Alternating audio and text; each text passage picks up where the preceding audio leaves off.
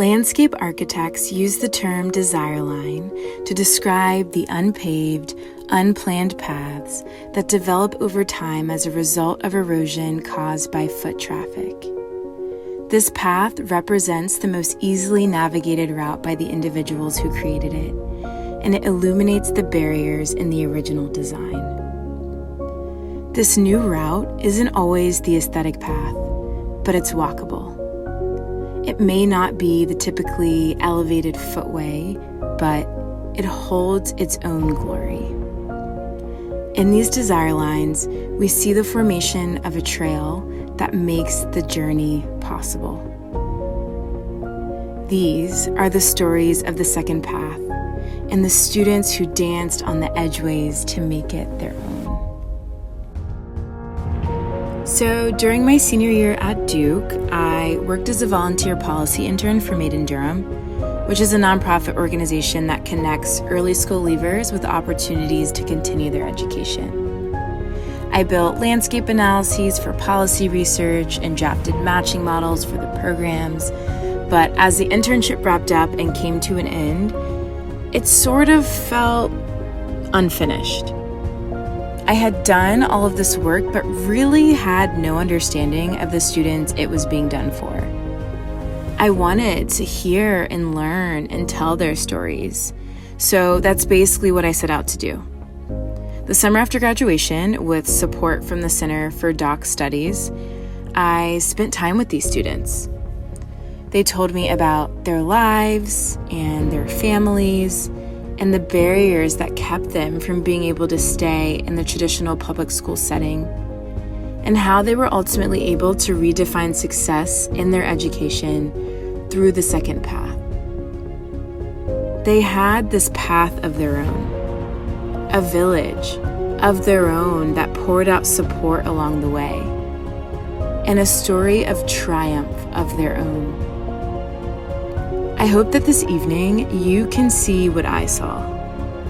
3 incredibly ambitious, determined, passionate individuals who overcame the odds to find success and see their dreams unfold.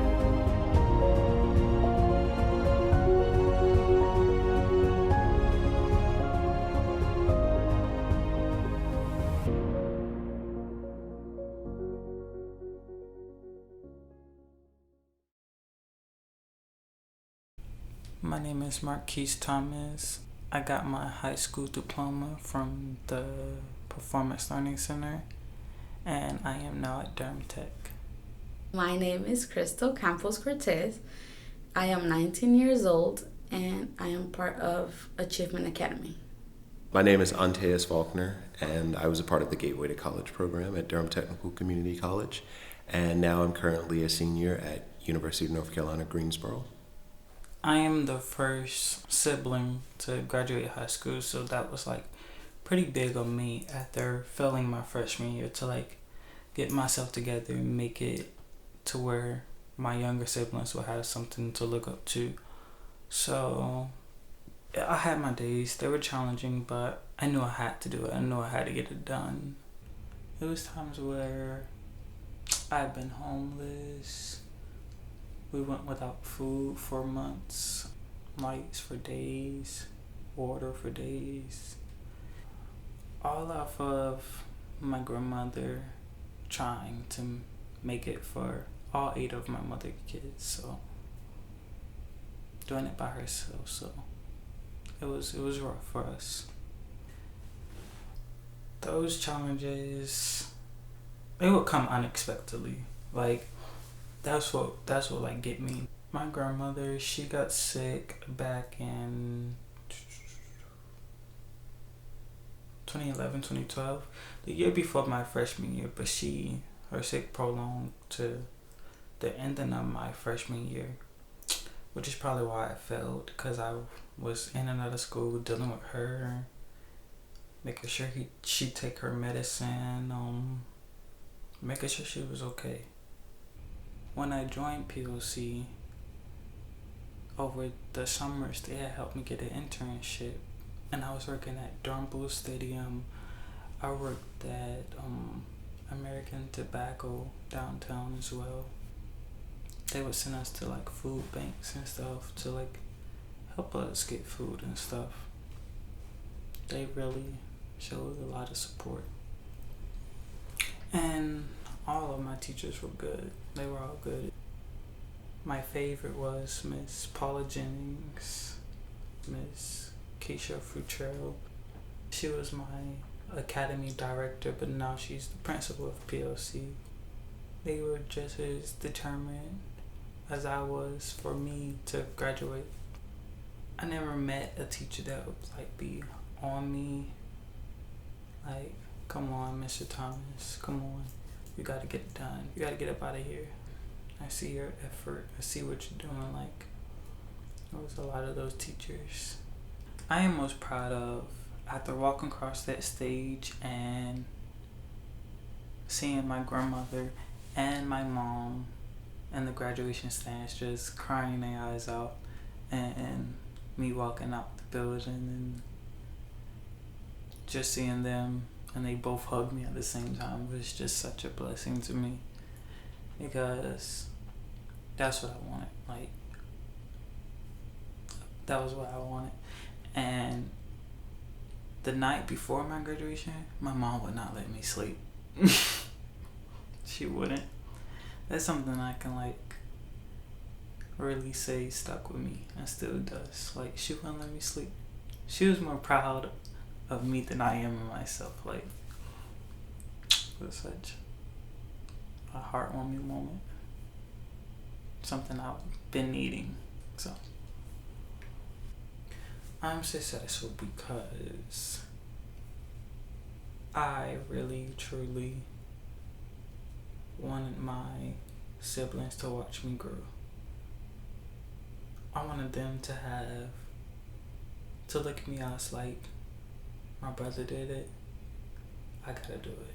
And not too many people can actually live a hard life growing up and still be this strong, come out this strong.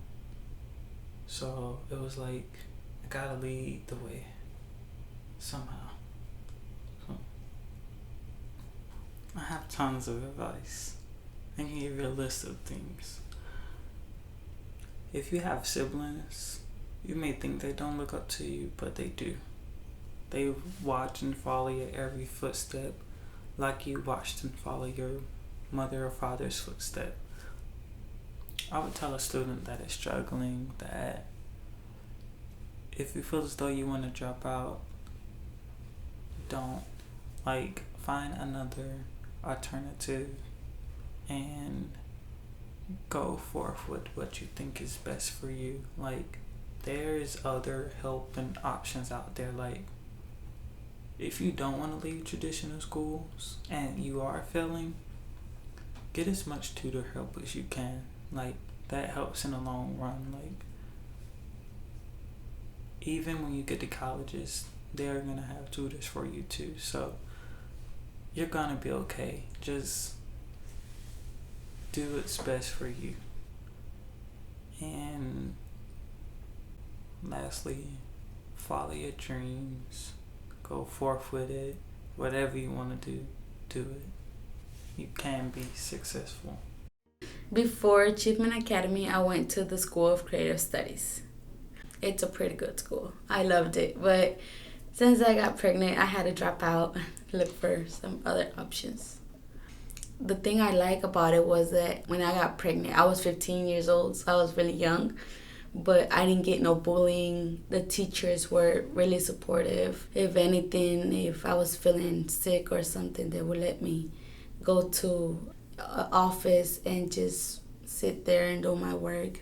They were really supportive.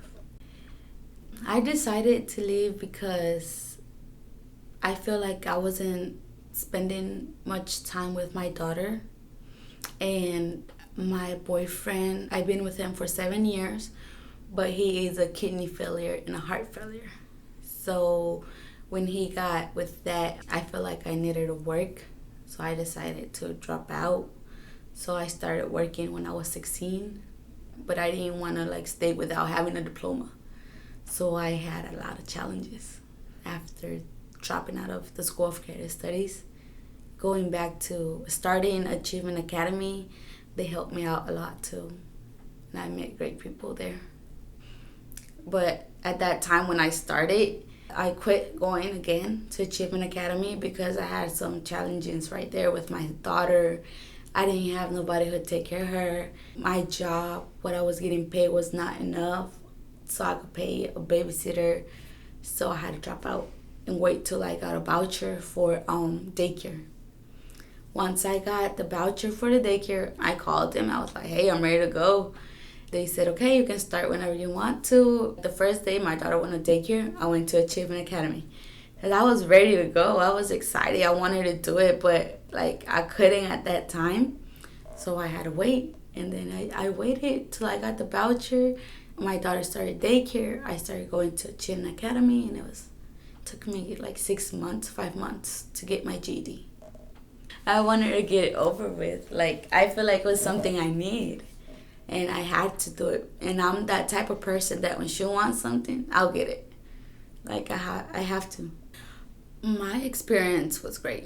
It was awesome. The class, when I have 10 people, so I feel like when there's less people, we learn more. Because the teacher can help you explain better if you have some problems or something.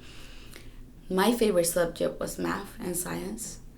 The difficult thing was English and reading. That was hard. I worked more on that, but the teacher, Miss Kate, she was just awesome explaining, and she would always tell me just keep trying. And it was difficult. It was hard. But like I told you, when you want something, you get it. If you really want it, that's when you work with it. So I had my job also. I had a part-time in the afternoons. I had, in the mornings, I went to Achievement Academy. So I didn't spend much time with my daughter, but on the weekends. And I worked on the weekends also. So it was just part-time. My mom helped me out a lot also. She's really supportive. She took care of me. She took me to her house for a month. She was like, I take care of the baby, don't worry, take a nap. Or she would cook the food for me. So there's this chicken soup that we make. It's called caldo de pollo. So it's when you're sick or something, you get that caldo de pollo. And it's something you eat and it makes you better. So she was always there cooking for me. Even she had to work, she stopped working to take care of me. So it was hard. There were nights when I would just said, I want to quit. I can't do it no more. But in my head, I didn't have that option. No quitting. You just do it. You have to do it. I would tell someone who's struggling that it's going to be hard. It's always hard. No matter what, it's always hard. If it's not one thing, it's another. Because I've been through a lot with that. And just keep trying. Don't give up. There's different kind of people. There's positive people and there's a lot of negative people. It's hard because you're used to your culture, your family, and once your parents decide to come to the United States, you don't even know their language. It's really, really hard. It's difficult. And back in my days, they would bully me a lot or try to bully my brother because we didn't know English. And there's people that think that they're more than you because you're just getting here. You're just starting. But I learned that no matter what, if you want to do something, you can do it. I am successful because, I don't know, because I have done a lot of things that I didn't think I was going to. Getting my GED, having a scholarship. Not everybody gets a scholarship, and it's not easy. So I feel really blessed, so successful with that because I got it and I accomplished something that I didn't even think I would ever do. I thank a lot Roxalis because she was the one who helped me out with that. So she was there. She was like, Crystal, remember you have to do this. Crystal, this, Crystal. So she's the one that always pushed me. So I feel like I've done a lot of things thanks to her. I told her before, she's my hero. She has helped me out with school, with my personal life, everything. She's just I need something, I call Roxalis. like always. So I told her before, like, she's just, to me, she's like a superhero. She helped me out a lot. She's just, I don't know, she's just great. It is hard to find a job without having like a diploma or something. And me, as being Hispanic and not having certain papers that I need, it's like even harder. So it's like, it's something I tell everybody I know, my sister, my cousins. I'm like, stay in school.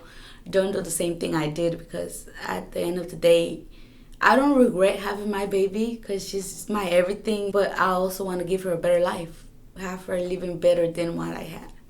You need your education, and I learned that, not in a good way, but I learned it, and now I just want everybody to know that sometimes, I know we don't like school, sometimes we think it's boring. At the end of the day, you're going to need it. You need it, and it's like something you're going to need, it, something that's always going to help you out. Before I was at Gateway College, I was working full-time.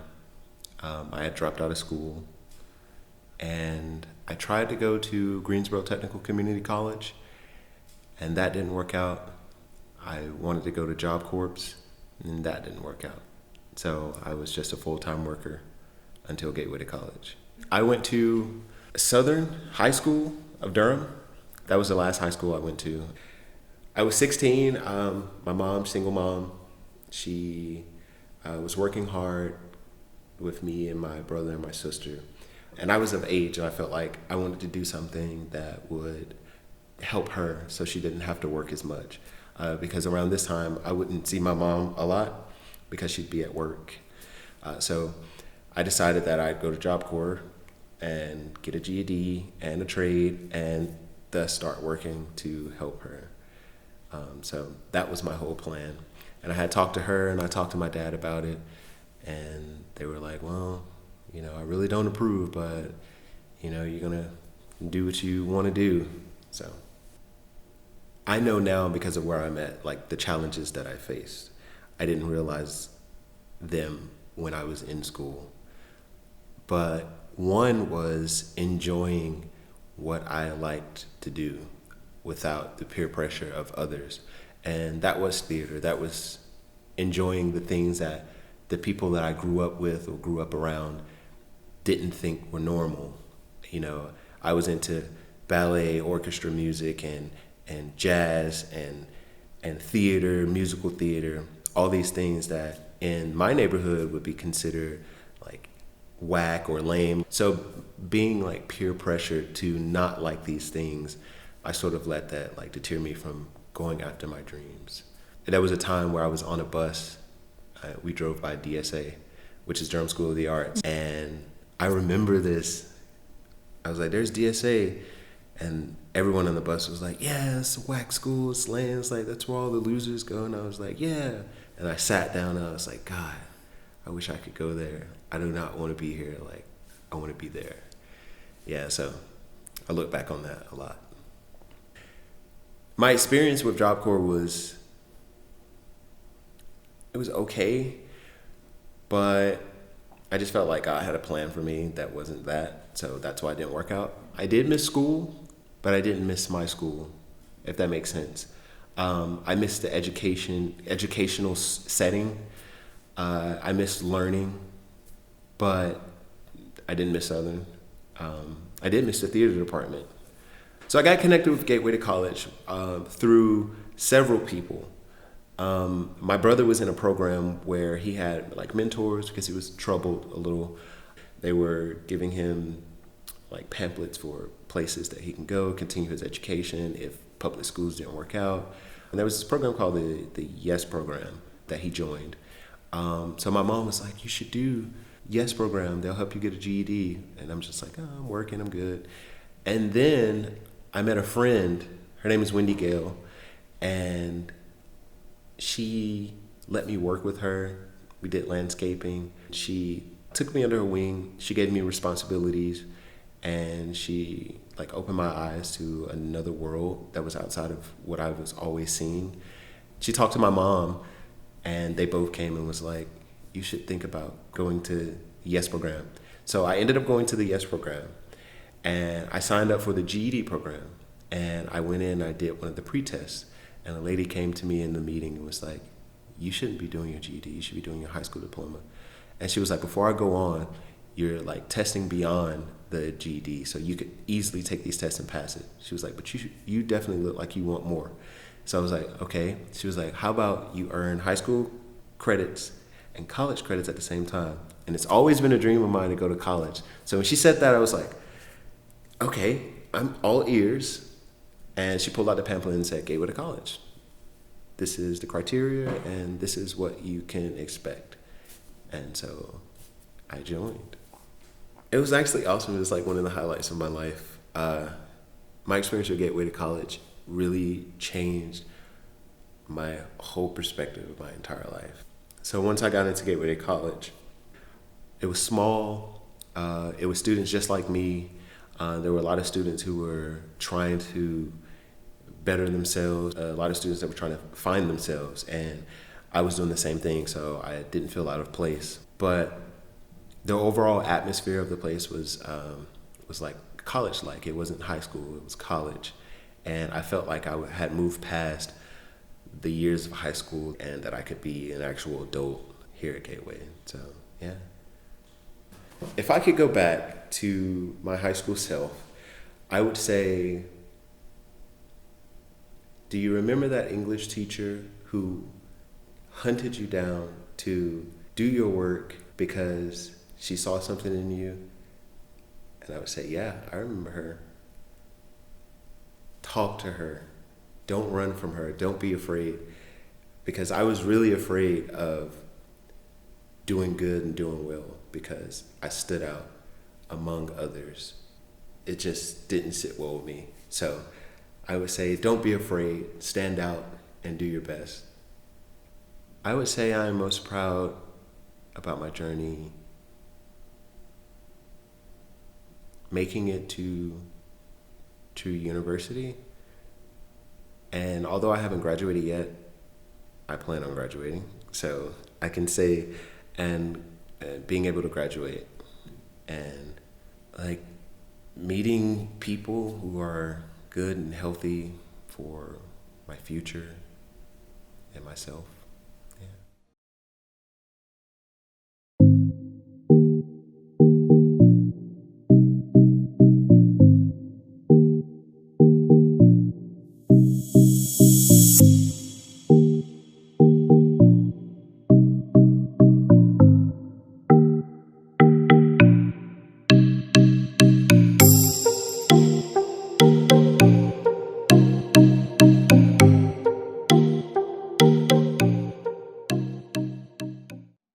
Hi, Crystal.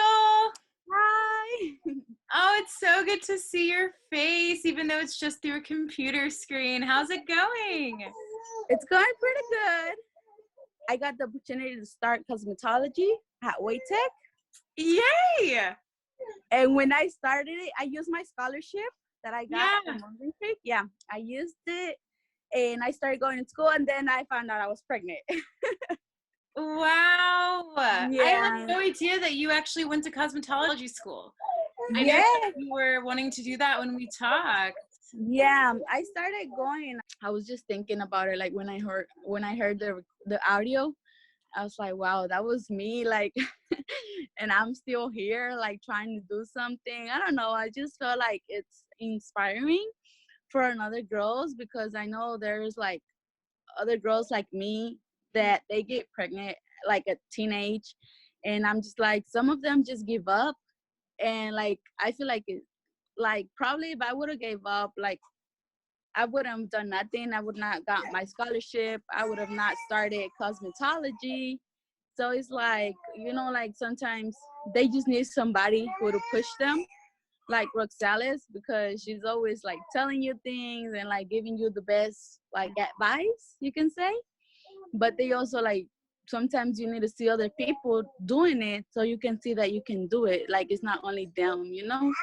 I don't know. I was just thinking like, a lot of things came up to my mind. How's it going? Great. How are you? You're in Portland now, yeah? Yeah. Oh man, how did you make that move? Can you tell me what you're doing, what you've been up to? Graduation?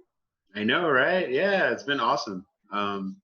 Yeah, I'm up here. I came after graduation. It's an apprenticeship program at a theater company, Portland Playhouse. We do acting, but also we do classes, and then we also work in like offices. So we do like I was doing some program evaluation, entering in data, and creating like infographics with all the information for the kids. So yeah, it's pretty cool. I'm here just for the apprenticeship, so I'll be moving back in June because the apprenticeship is over. But I do plan to move to Atlanta so I can further my career in TV and film. Um, I love theater. I love writing for theater. I love participating in theater, but I do want to delve into film a little bit more. And also, what's amazing is that uh, I went through the Gateway to College program, of course, you know, and there are two. It started here in Portland, so two people who are a part of the Gateway College program are here. So they've been like helping me out, like when I first got here. So I felt like I knew someone. It Yeah. was so cool. Yeah, and they stay like right up the street from me. We've had dinner, and they come to see the show. So it's been fantastic, if I can say the least. Hey, Marquise. Hola, how are you? I'm great. It's good to see you. Nice to see you as well. It's actually been a few years. I Huh, know. It's been a it's long been a, time. yeah, Yeah, what have you been up to? work, work, work, work. I'm working in the hospital now. I've been there for about a year and 7 months. I have been also thinking about going back to school. As far as where I'm at now, like I've moved into my first apartment, 22 years young.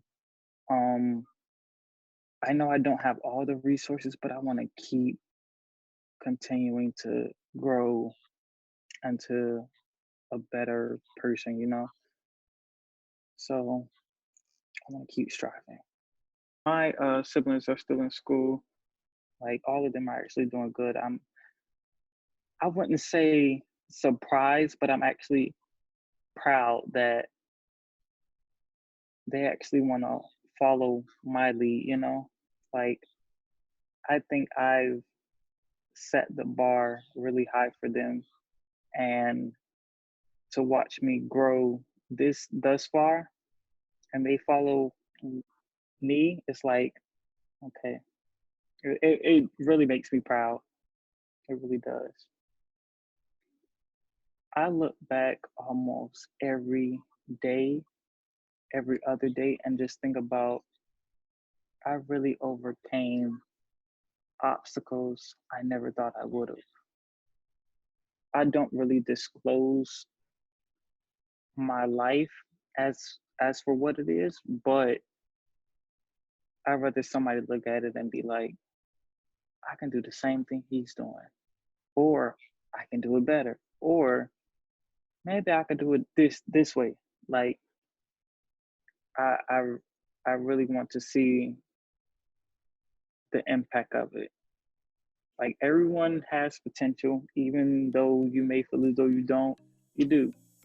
Like I was at rock bottom. Didn't feel like I could do anything. But look at me now.